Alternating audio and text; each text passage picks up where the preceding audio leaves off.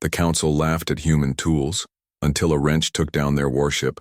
The Galactic Council's chambers fell silent as Chief Engineer Marcus Chen stepped forward, his weathered hands gripping a simple steel wrench. The assembled delegates, crystalline, Zephyrians, gas-formed nebulites, and the towering Carathian warcast, stared at the unremarkable tool with barely concealed amusement. "This," announced Councillor Vextar, his 4 eyes gleaming with condescension, "is what the humans propose. To contribute to our united fleet, a primitive striking implement?" Ripples of laughter echoed through the chamber's crystalline walls. The humans had been the last species invited to join the Council, their primitive technology viewed as quaint at best. While other civilizations wielded plasma forges that could reshape matter at the molecular level, energy fields that bent reality itself, and quantum manipulators that operated across dimensions, humanity had arrived with tools. Simple, mechanical, analog tools. "Honorable counselors," Marcus said, his voice steady despite the mockery. "This wrench has served human engineers for over 2 centuries. It's reliable, versatile, and barbaric," interrupted High Engineer Quilthera, her gelatinous form shimmering with disdain. "Our nano-constructor arrays can build entire starships in hours. Your tools are archaeological curiosities." Admiral Crexon of the Carathian fleet leaned forward, his massive frame casting shadows across the human delegation.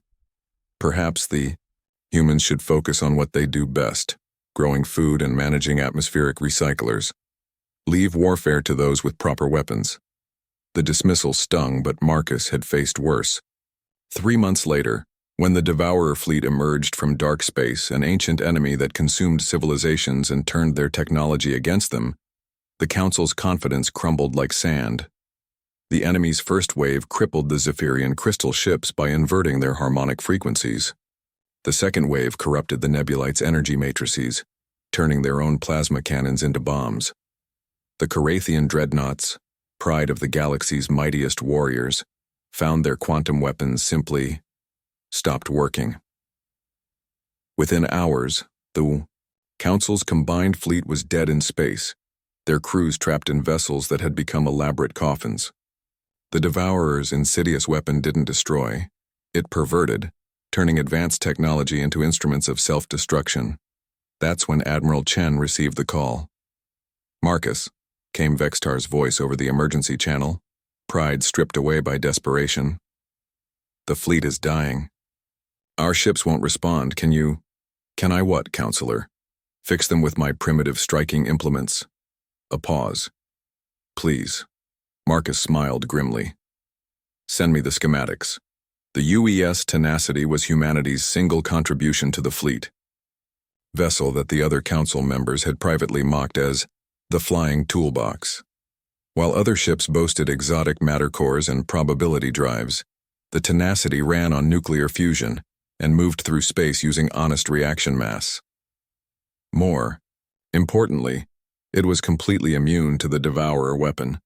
"The enemy's corruption protocol targets quantum-entangled systems," Marcus explained to his crew as they approached the disabled Carathian flagship.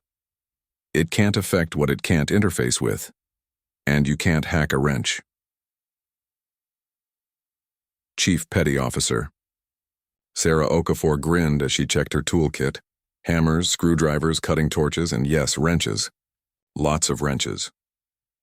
"So we're going to board a dead alien warship and percussive maintenance our way to victory?" Something like that. The Tenacity docked with the Carathian dreadnought Void's Edge, its mechanical airlocks cycling with reassuring mechanical clicks.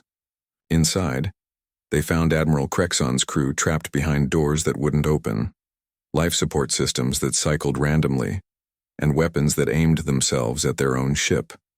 But every system, no matter how advanced, had mechanical components.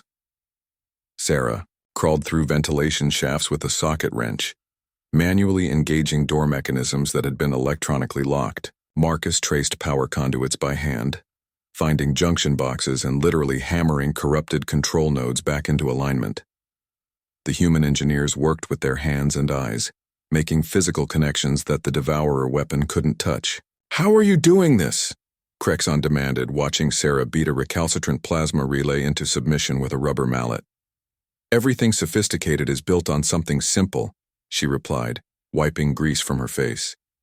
Your quantum targeting system, it still needs physical actuators to move the guns. Your energy matrix still requires physical conduits to channel power. You've just hidden the simple parts under so many layers of complexity that you forgot they existed. Within 6 hours, the human teams had restored basic functionality to half the Council fleet. The ships couldn't fight at full capacity, but they could move, and their point defense systems could protect the engineers while they worked. The Devourers, expecting to face a corrupted fleet turned against itself, instead encountered something. Their ancient weapon had never been designed to counter. Crude, effective, impossible to corrupt human engineering. When the Void's Edge fired its main cannon, manually aimed using optical sights that Marcus had jury-rigged from spare parts, the enemy's confidence shattered. One by one, the human-repaired ships came online, their crews working alongside human engineers who had learned to interface with systems using nothing more than determination and properly applied leverage. The battle was decided when Marcus himself, floating in vacuum with nothing but a toolkit and a portable cutting torch, severed the control cables on a Devourer command ship. Without its technological supremacy, the ancient enemy proved surprisingly fragile. Months later, in the same council chambers where they had been mocked, the humans received the galaxy's highest honor. But Marcus noticed something else. Every delegate now carried a small toolkit, and the council's new ship designs included manual overrides for every critical system. Counselor Vextar approached him after the ceremony, holding a pristine new wrench. "I've been practicing," he said sheepishly, "though I still don't understand how you make it look so elegant." Marcus chuckled, patting his old, battered wrench. "It's not about elegance, Counselor. Sometimes the best solution is the simplest. One, you just have to know which end to use and where to apply the pressure." As he walked away, Marcus could hear the sounds of the galaxy's greatest engineers enthusiastically learning the ancient human art of percussive maintenance. The universe had finally learned what every human engineer knew. When in doubt, get a bigger hammer. But sometimes a wrench would do just fine.